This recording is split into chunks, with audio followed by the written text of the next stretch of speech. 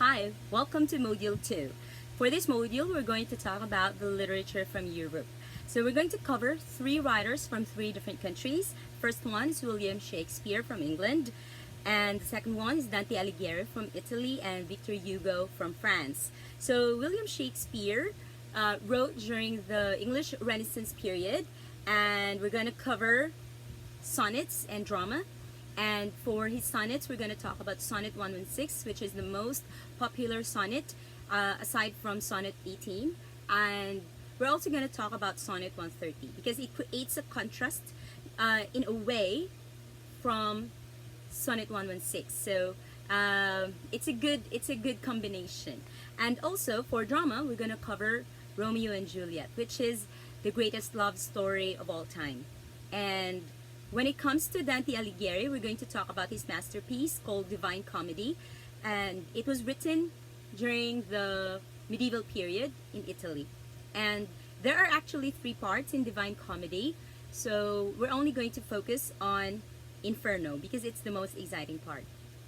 And then the third one, Victor Hugo, who wrote during the Romantic period in France. So we're going to cover one of his best works, which is Les Miserables, and I think you're quite familiar with it because there was a movie produced in 2012 of the musical Les Miserables. So it's a movie musical starring Hugh Grant and not Hugh Grant, sorry, Hugh Jackman and Anne Hathaway.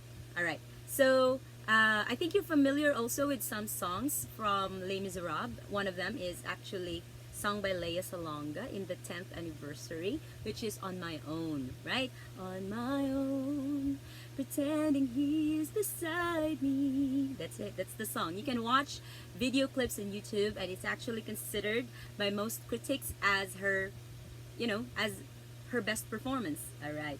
And also not only Lea Salonga's best performance, but the best performance of On My Own so far, all right? So let's see if you agree.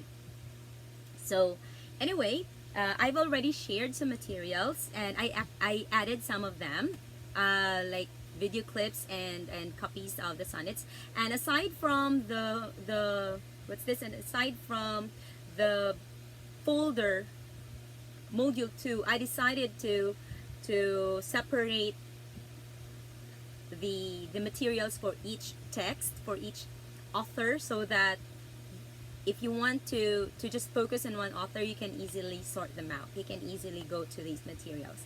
And of course, you are free to check other references, all right?